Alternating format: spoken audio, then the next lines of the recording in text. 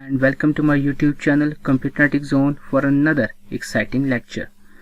In today's lecture, I will be discussing about exercise questions answers of chapter 6 Computer Science class 9th, and the chapter is Computer Security and Ethics. So let's start and discuss our topic in detail.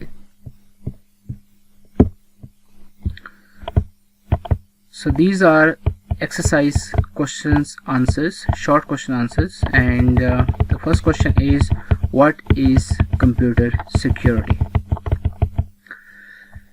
Computer security is a branch of computer technology known as information security. That is applied to computers and network. Computer security आपके पास एक technology है, computer technology कह सकते हैं आप उसको, information technology कह सकते हैं आप उसको, ठीक है। और जो इसको हम कहाँ पे अप्लाई करते हैं, जिसको हम अप्लाई करते हैं in computers and in networks, ठीक हो गया। और कंप्यूटर सिक्योरिटी क्या करती है जी? Basically it provides protection of computer systems and information. या हमारे सिस्टम को, कंप्यूटर्स को, कंप्यूटर नेटवर्क्स को प्रोटेक्ट करती है, आपकी इंफॉर्मेशन को प्रोटेक्ट करती है फ्रॉम हार्म, थेफ्ट और अनऑथराइज्ड यूज। इसके अलावा कंप्यूटर सिक्योरिटी को आप इस तरीके से भी डिफाइन कर सकते हैं कि इट इज़ अ मैकेनिज्म और a process of to prevent and detect unauthorized use of your computer systems, ठीक है। और इसके अलावा हम इसके जो कंप्यूटर सिक्योरिटी है, ये 3 डोमेन्स के ऊपर बहुत ज़्यादा इसका फोकस रहता है। और वो जो 3 मेजर एरियाज़ हैं इसके, वो है जी कॉन्फिडेंशियलिटी है, इंटीग्रिटी है और अवेलेबिलिटी है। तो आपको इस क्वेश्चन के अंदर आपने क्या करना है कि आपने ये बताना है कि कंप्यूटर सिक्योरिटी क्या होती है। कंप्यूटर सिक्योरिटी आपके पास एक इंफॉर्मेशन टेक्नोलॉजी है, इसको आप इंफॉर्मेशन सिक्योरिटी भी कह सकते हो, ठीक है, जिसको हम अप्लाई करते हैं कंप्यूटर्स और कंप्यूटर नेटवर्क्स के ऊपर। हम क्यों अप्लाई करते हैं? ताकि हम अनऑथराइज यूज को, ताकि हमारे सिस्टम को कोई अनऑथराइज पर्सन यूज ना कर सके, ठीक है, हमारी इंफॉर्मेशन कंप्यूटर के अंदर सेव रहे। जिस तरह से आपका फेसबुक आईडी है, ठीक है, आप फेसबुक आप यूज करते हैं और फेसबुक के ऊपर आपका यूजर नेम होता है और आपका या ईमेल होता है, यूजर नेम होता है, या आपका नीचे पासवर्ड होता है। तो वो जो सिक्योरिटी, अगर आप पासवर्ड गलत लिखते हैं तो वो कहता है जी रॉन्ग पासवर्ड, ठीक है। अगर आप पासवर्ड भूल जाते हैं तो वो फॉरगेट पासवर्ड के थ्रू पूरा एक प्रोसेस है जिसके ऊपर आप अपना पासवर्ड रिकवर कर सकते हैं। अगर ये चीज़ ना हो, ठीक है, अगर इस तरह की चीज़ ना हो तो इजीली अगर आपके सिस्टम को कोई हैक कर ले, ठीक है, आपकी इन्फॉर्मेशन स्टील कर ले, तो फिर उस सिस्टम का फ़ायदा कोई नहीं होता। तो सॉफ्टवेयर के ऊपर या कंप्यूटर नेटवर्क्स के ऊपर अगर आपकी सिक्योरिटी प्रॉपर नहीं है, ठीक है, आपका डेटा कॉन्फिडेंशियल नहीं है, अगर आपका इंटीग्रिटी आपकी वहाँ पे नहीं है और अवेलेबिलिटी नहीं है। अवेलेबिलिटी का मतलब ये है कि अगर आपकी वेबसाइट है और किसी ने हैक करके वेबसाइट डाउन कर दी है तो फिर आपकी वो वेबसाइट अवेलेबल नहीं होगी, तो उसका कोई पर्पज़ नहीं है। So this is what computer security is. So this is the question number 1। Question number 2, differentiate between computer crime and convention crime. कि एक नॉर्मल कन्वेंशन क्राइम के अंदर और कंप्यूटर की दुनिया का जो क्राइम होता है, इसमें क्या बुनियादी फ़र्क है, और उस फर्क को हम डिस्कस करेंगे इस क्वेश्चन के अंदर। कंप्यूटर क्राइम जो होते हैं जी, वो जो कमिट करते हैं, जो वो जुर्म करते हैं, ठीक है, उसको हम साइबर क्रिमिनल्स कहा जाता है। क्रिमिनल्स होता है जी वो जो जुर्म करे। साइबर से मुराद है कि जो कंप्यूटर की से रिलेटेड चीज़ों के अंदर जो आपके क्राइम करते हैं, ठीक है, उसको हम कहते हैं साइबर क्रिमिनल्स। तो साइबर क्रिमिनल्स क्या होते हैं जी? इन कंप्यूटर क्राइम के अंदर क्या होता है?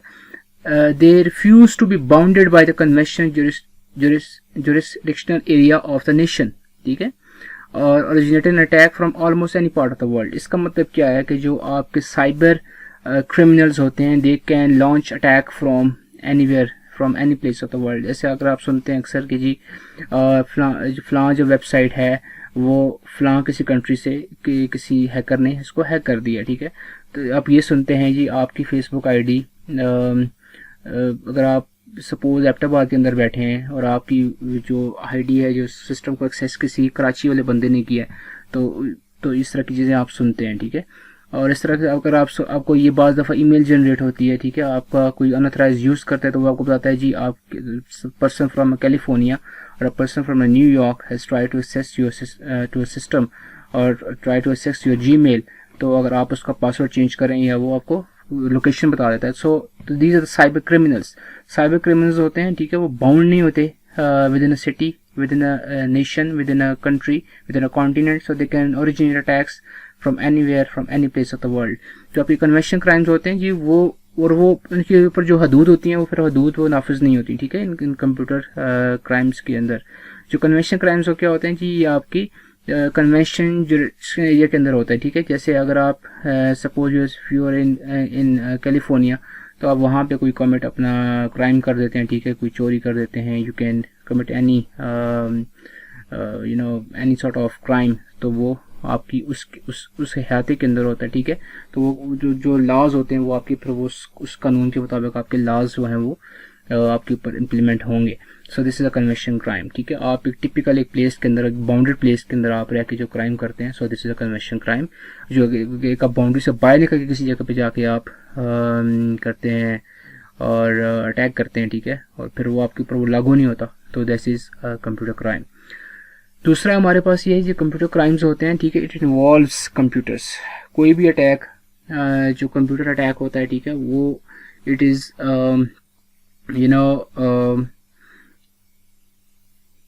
इट इन्वॉल्व्स कंप्यूटर सिस्टम्स, ठीक है। कंप्यूटर सिस्टम्स के मुराद सिर्फ कंप्यूटर्स नहीं है, लैपटॉप नहीं है, your mobile is also one of the types of your computer, ठीक है, it is a part Tom computer आप इसको कहते हो। और इसके अलावा जो कंप्यूटर का जो क्राइम होता है that involve definitely involves your computer, ठीक है। और जो आपके कन्वेंशन क्राइम होता है, ठीक है, वो इट इन्वॉल्व्स फोर्स और वायलेंस।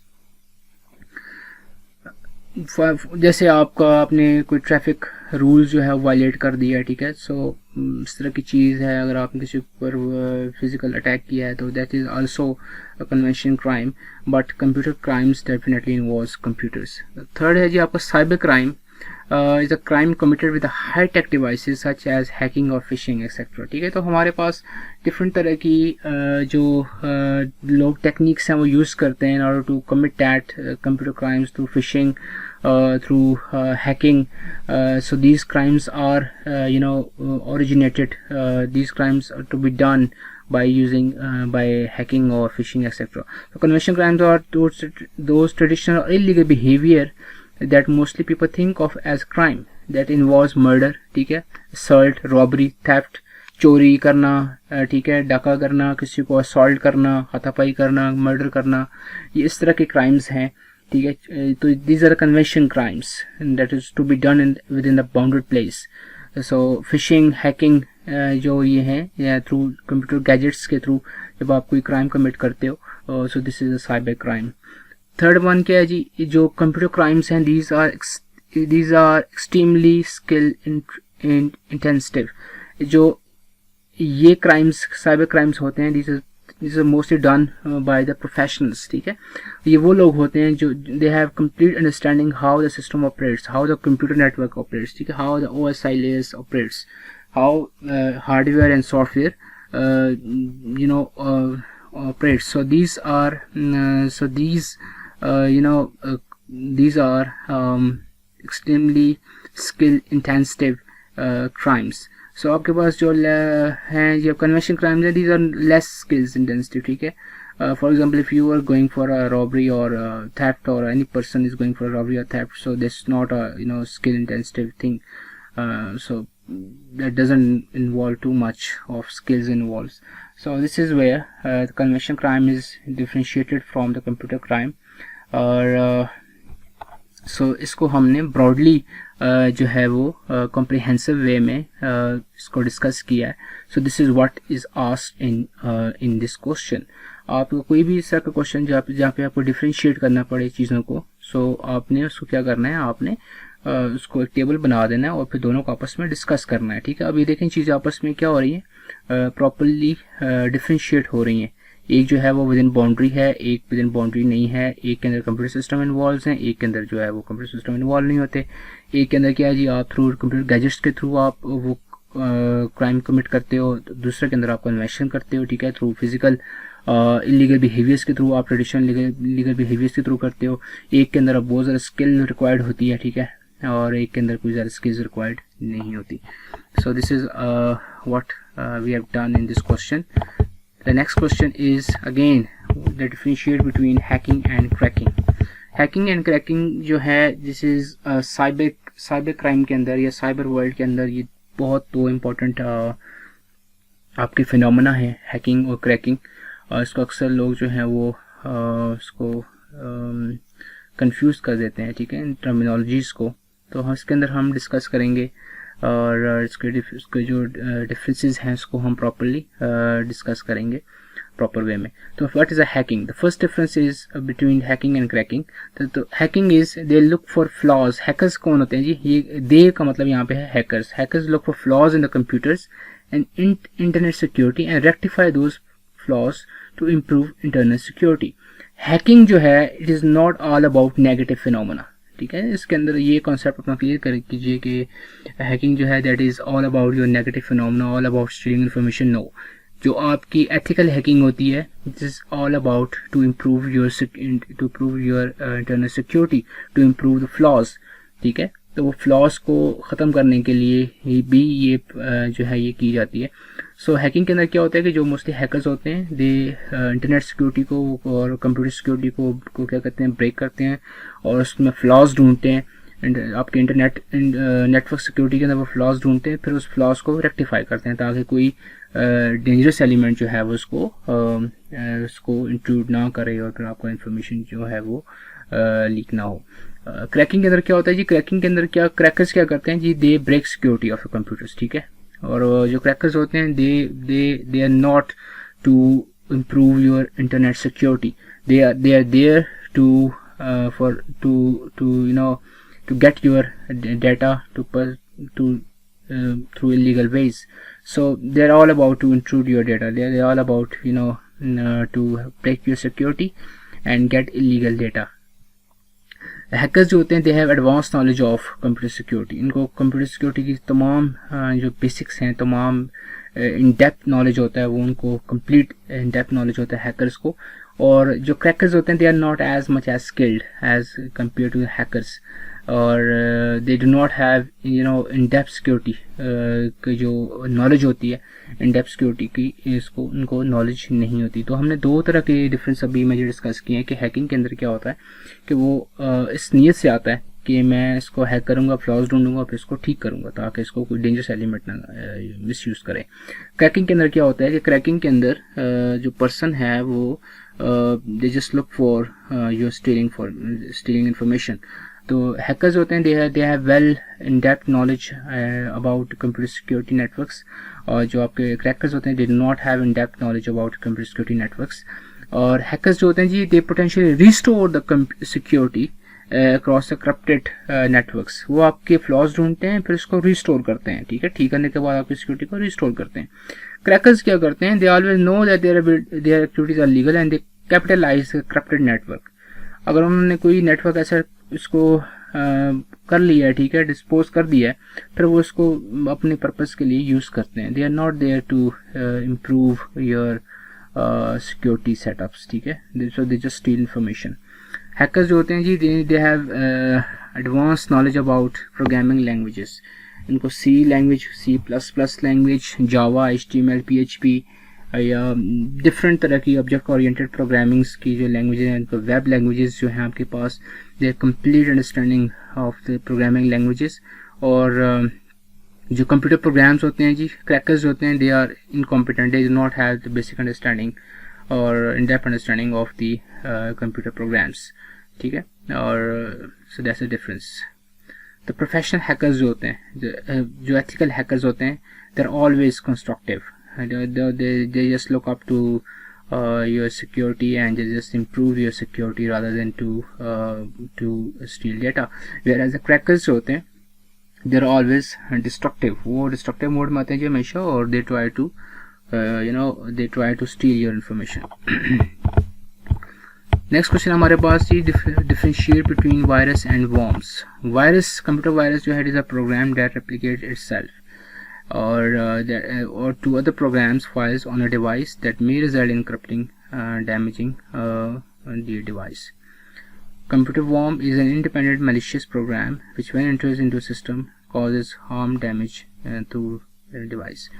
कंप्यूटर वायरस जो है जी वो आपके वो क्या है, एक ऐसा वायरस है जो कि खुद को रेप्लिकेट करता है और it always look for the host, ये हमेशा होस्ट की तलाश में होता है। इसकी रिसेंट एग्जांपल आपके पास कोविड-19 है, तो दैट इज़ अ वायरस, ठीक है। अगर वो कोविड-19 तब आप कैच करेंगे if you are infected if you get infected from the infected person। अगर आप किसी इन्फेक्टेड पर्सन को या इन्फेक्टेड जहाँ पे वो ऑलरेडी वायरस था उसको अगर आपने टच कर लिया, ठीक है, उसके साथ आप एक्सपोज हो गए तो वो आपको वो वायरस अटैक करेगा। अगर आप सेफ हैं, ठीक है, सिक्योर हैं, तो अब वायरस आपको खुद ब खुद अटैक नहीं करेगा, ठीक है। तो जो यही यहाँ पे कंप्यूटर वायरस के अंदर भी यही फिनोमेना यूज़ होता है कि they always look for the host programs, ठीक है, तो तब जाके वो अटैक करता है, फिर वो रेप्लिकेट करता है। तो same is the case with कोविड-19, जो कि एक वायरस आता है, ठीक है, वो अगर आप उस इन्फेक्टेड चीज़ को करेंगे फिर वो पर्सन ए को होगा, पर्सन ए से फिर आगे वो multiply two thousands and hundreds of the people. So same is the case in a computer virus. Worms जो होते हैं जी ये आपके इंडिपेंडेंट प्रोग्राम्स होते हैं, ठीक है, और ये खुद ब खुद आपके इंटर हो जाते हैं। मोस्टली ये इंटर होते हैं तो आपके कंप्यूटर नेटवर्क्स के थ्रू आपके वर्म्स होते हैं वो इंटर होते हैं। और जो वायरसेस होते हैं ये स्प्रेड होते हैं जी आपकी इन्फेक्टेड यूएसबी के अंदर। आपने यूएसबी या किसी के सिस्टम के साथ लगाई, उसके अंदर वायरस था, फिर आपने वही यूएसबी उठा के अपने सिस्टम के साथ लगाई तो सेम, तो वायरस आपके सिस्टम में आ गया तो आपका सिस्टम स्लो डाउन होना शुरू हो जाएगा। Same is the case with CD और फ्लैश ड्राइव, ठीक है, आपने मेमोरी कार्ड इन्फेक्टेड था, आपने इसको यूज़ किया और वो आ गया, आपने किसी और के सिस्टम के साथ लगाया, वो उसमें वायरस था, फिर आपने अगर अपने मोबाइल के अंदर लगाया तो वो वायरस आपके वो स्मार्टफोन के अंदर इंटर हो जाएगा। तो जो आपके वायरस वर्म्स होते हैं ये एक बड़ा मिसकंसेप्शन है कि जो कंप्यूटर वायरस होते हैं जी वो इंटरनेट के थ्रू आते हैं। इंटरनेट के थ्रू जो चीज़ आती है उसको हम वर्म्स कहते हैं, वायरस नहीं कहते। द थर्ड इज वायरस के अंदर ह्यूमन एक्शन रिक्वायर्ड होता है जी, ठीक है। ह्यूमन एक्शन रिक्वायर्ड का मतलब ये है कि यूएसबी खुद ब खुद नहीं लगेगी, ठीक है ना, किसी और मखलूक ने आके आपकी यूएसबी नहीं लगानी, तो इंसान इसके अंदर इन्वॉल्व होता है, वो यूएसबी लगाता है, उतारता है एंड सो ऑन। तो जो वायरस वर्म्स होते हैं they do not have human यहाँ पे एक्शन जो है वो रिक्वायर्ड नहीं होता, ठीक है। तो जस्ट इंटर नेटवर्क्स और ये नेटवर्क्स के तो बहुत इंटर आ जाते हैं। तो host is needed, as I said before, host is needed for spreading and worms जो होते हैं doesn't require any host, it just came and just comes and then keep on spreading there and damages your devices। तो virus जो होता है ये सबसे important है, ये वायरस आपका मॉडिफाई योर कोड, ठीक है। आपका जो अगर आपका एक सॉफ्टवेयर है, सॉफ्टवेयर के अंदर वायरस सेंटर हो गया तो वो क्या करेगा, आपके पूरा का पूरा प्रोग्रामिंग कोड को वो चेंज कर सकता है, ठीक है। आपको एक्सेस चली जा सकती है। अक्सर आपने सुना होगा जी वेबसाइट्स के ऊपर या इस तरह के वायरस अटैक्स सब होते हैं, ठीक है, किसी भी सॉफ्टवेयर के ऊपर जो वायरस अटैक्स होते हैं वो क्या करते हैं कि वो आपके कोड को आकर चेंज करते हैं और फिर वो आपका सिस्टम आपकी एक्सेस से बाहर चला जाता है। तो वर्म्स होते हैं they do not modify code। So these are the basics, major differences between virus and worms। So what is an adware and how we can get rid of adware? Adware is basically an unwanted software designed to throw advertisements on your screens। Mostly जब आप web browsers के अंदर कुछ चीज़ search कर रहे होते हैं फिर आपको वो इश्तिहार आना ब्लॉक आना शुरू हो जाते हैं, ठीक, अनवांटेड किस्म के आपको इश्तिहार आना शुरू हो जाते हैं। सो दिस इज़ कॉल्ड एडवेयर। जैसे आपने कोई वेबसाइट पे गए जी और वेबसाइट के ऊपर कोई इस तरह के आपको एड्स आना शुरू हो जाएंगे, to earn that money, to do this, to do that, फिर आप उसके ऊपर क्लिक करेंगे तो वो चीज़ फिर आपके सिस्टम के अंदर इंस्टॉल हो जाती है, ठीक है। बाज़ दफ़ा आप डाउनलोडिंग सॉफ्टवेयर वेबसाइट्स को भी जाते हैं तो अक्सर आपको वो सामने एड्स आना शुरू हो जाते हैं, फिर आप उसके ऊपर क्लिक करते हो तो इस तरीके से वो आपके सिस्टम के अंदर इंटर होते हैं जब आप उसको डाउनलोड कर लेते हो। तो मोस्टली इसका क्या तरीक़ाकार है बचने का? सबसे पहले तो आपको ये अंडरस्टैंड करना है कि adwares are not as much as dangerous for your computers, for जो जिस तरह से आपके वर्म्स और वायरसेस होते हैं। Adwares are not dangerous, it just slow down your computer, ठीक है। अगर आप एडवेयर्स के थ्रू क्या होता है कि आपका सिस्टम जो है वो स्लो डाउन शुरू हो जाता है। जब आपने देखा होगा कि अगर आप एक वेब ब्राउज़र के ऊपर जा रहे हैं और आप क्लिक कर दिए तो वो मल्टीपल टैब्स खुलना शुरू हो जाती हैं, तो मल्टीपल टैब्स खुलते हैं तो आपका सिस्टम जो है वो हैंग हो जाता है।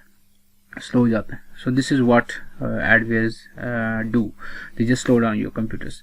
तो इसको ख़त्म करने का, इससे बचने का क्या तरीका है जी? आपने सबसे पहले तो ये है कि आपका कोई भी सिस्टम है उसको आप प्रॉपर्ली एंटीवायरस आपके पास इंस्टॉल हो और आपने रेगुलर इसको स्कैन करना है, ठीक है. और अगर आपने कोई एडवेयर वहाँ पे कर लिया है, आइडेंटिफाई कर लिया है, ठीक है, तो आप उसको फ़ौरन रिमूव कर दें जाके. और इसके अलावा एंटीवायरसेस जो हैं वो आपने प्रूवन एंटीवायरस यूज़ करने, जैसे एवास्ट हो गया, आपका एवीजी है, विंडोज़ के अंदर आपका विंडो डिफेंडर है. So you will have to install well recognize, well proven antivirus rather than sort of commercial, weaken commercial किस्म के आपने एंटीवायरस इंस्टॉल नहीं करने.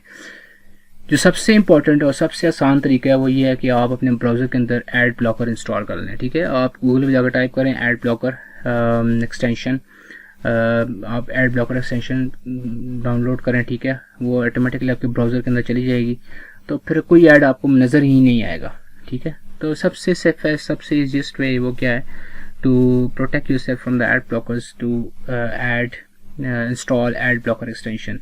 आप लिखें जी एड ब्लॉकर एक्सटेंशन, वो खुद ब खुद खुल जाएगा. आप इसको, वो आपकी ब्राउज़र के अंदर इंस्टॉल हो जाएगी. कोई मोज़िला हो, क्रोम हो, कोई भी आपका हो, ठीक है, ब्राउज़र है आपका, G-Dot है या आपका ओपेरा है, तो उसके अंदर वो इंस्टॉल हो जाएगी, तो फिर आपको एड्स नज़र ही नहीं आएंगे. तो how virus spread to internet in computers. When you are downloading a software or files from the internet and if the software or the files are infected with a virus, ठीक है, आप कोई भी software एक install कर रहे हैं अपने कंप्यूटर से और वो ऑलरेडी इन्फेक्टेड है, तो जैसे ही आप उसको इंस्टॉल करेंगे तो your computer will become infected, ठीक है जी. Second one, if you visit a virus infected website, एक ऑलरेडी वेबसाइट है जो कि जिसके ऊपर ऑलरेडी वायरस अटैक हुआ है, ठीक है, वायरस उसके ऊपर है, तो आपने वहाँ से कोई चीज़ डाउनलोड कर दी, तो आपका वायरस कंप्यूटर के अंदर जो है वायरस वो इन्फेक्ट हो जाएगा. So there are most popular social networking websites जैसे फेसबुक, इंस्टाग्राम, ट्विटर और यूट्यूब है, ठीक है.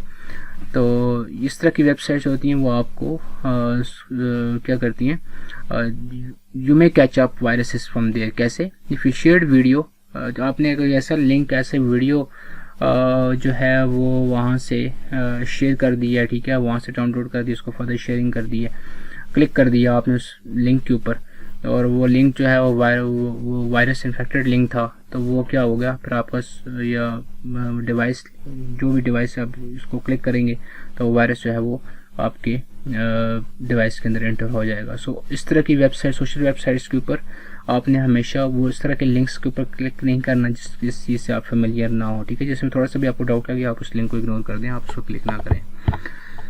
So this is a very important question, that is a differentiate between authorization and authentication. So ये दो बहुत important concepts हैं जो कि यूज़ होते हैं कंप्यूटर सिक्योरिटी के अंदर और कंप्यूटर नेटवर्क्स के अंदर. ये बहुत important concepts हैं. ऑथेंटिकेशन का मतलब क्या है जी? यूज़र्स आर वेरीफाइड, ठीक है. आपने एक, जैसे आपका फेसबुक आईडी है और आपने क्या करने हैं, आपका यूज़र नेम और पासवर्ड है. जैसे आप यूज़र नेम और पासवर्ड डालेंगे तो अगर आपने यूज़र नेम पासवर्ड ठीक डाला तो आपका मैसेज जनरेट करेगा जी, हाँ जी, okay, this is a legal user, ये आ गया जी, इस प्रॉपर इसने यूज़र नेम और एंटर अपना किया है, ठीक है, तो उसको एक्सेस मिलनी चाहिए.